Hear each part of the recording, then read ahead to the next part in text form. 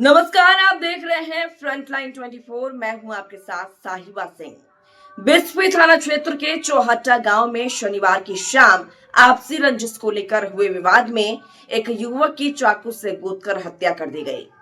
घटना के महज 30 मिनट के भीतर पुलिस ने आरोपी को गिरफ्तार कर लिया। मिली जानकारी के अनुसार शनिवार 5 सितंबर को शाम के करीब 6:45 पर चौहट्टा गांव में आरोपी ने आपसी रंजिश में मोहम्मद महफूज पिता नूर हसन उम्र 30 वर्ष को चाकू से जांघ में वार कर गंभीर रूप से घायल कर दिया। बता दें आपको कि अत्यधिक खून बहने की वजह से इलाज के दौरान महफूज की मौत हो गई, जिसके बाद पुलिस ने त्वरित कार्रवाई करते हुए सूचना मिलते ही घटना की गंभीरता को देखते हुए पुलिस अधीक्षक ने बता दें आपको कि पुलिस अधीक्षक ने मधुबनी के निर्देशन पर त्वरित कार्रवाई की और महज 30 मिनट के अंदर आरोपी को गिरफ्तार किया गया। पुलिस उपाधीक्षक मुख्यालय अनुमंडल पुलिस पदाधिकारी सदर 1 अनुमंडल पुलिस पदाधिकारी बेनीपट्टी और थानाध्यक्ष बिस्फी मौके पर पहुंचे और छापेमारी कर घटना के आरोपी को 30 मिनट के अंदर गिरफ्तार कर लिया गया। आज जो है शाम को लगभग 6:45 के बिस्फी थानाध्यक्ष को सूचना मिलती है कि चौटा गांव में चौटा गांव के एक जगह पे दो व्यक्तियों के बीच में मारपीट की घटना हुई है, जिसमें एक व्यक्ति को टाइगर जो छुरी आता है उसे जांघ पर मार करके हत्या कर दी गई। सूचना प्राप्त होते ही थानाध्यक्ष अपने दल बल के साथ घटनास्थल पे 20 मिनट के अंदर 20 से 25 मिनट के अंदर पहुंचते हैं और साथ में मेरे द्वारा सीआई बेनीपट्टी, औसी एसएचओ पतौना,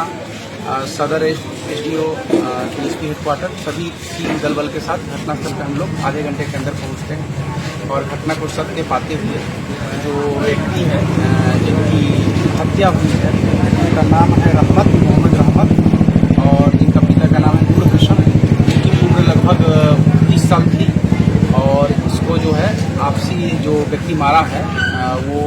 नाम गोड़े हो गया। ये मनबरू किस्म का आदमी जैसा बताया गया है और उसी में इसके द्वारा हत्या कर दी गई और चाकू मारने के उपरांत नियरेस्ट क्लिनिक सेंटर पे पहुंचते उसका बैंडेज हुआ, तब तक वो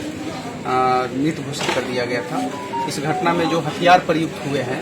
उसको भी बरामद कर लिया गया है और एफएसएल की टीम आकर के उसको विधिवत तरीके से जब्त कर ली है, जबकि सूची तैयार हो गया है। साथ में जो इसमें अभियुक्त मारने की आशंका जिसके नाम लिया गया है उसको भी अभी थाना के द्वारा गिरफ्तार करके थाना पर ले जाकर के पूछताछ किया जा रहा है। साथ में इस घटना में प्रयुक्त जो ब्लड सैंपल अभियुक्त के कपड़े पर उसको भी हम लोग जब्त कर रहे हैं। एफएसएल की टीम आ गई है, अपनी कार्रवाई कर रही है और सिक्योरिटी पॉइंट ऑफ व्यू से हम लोग अभी लगातार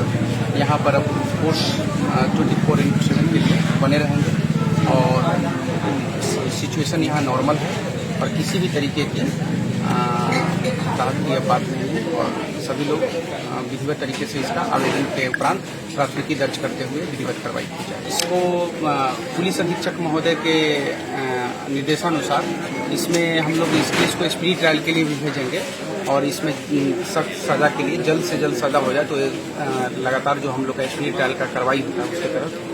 सुनवाई ट्रायल कराया जाएगा जल्द से जितना जल्द हो सके। Thank you sir.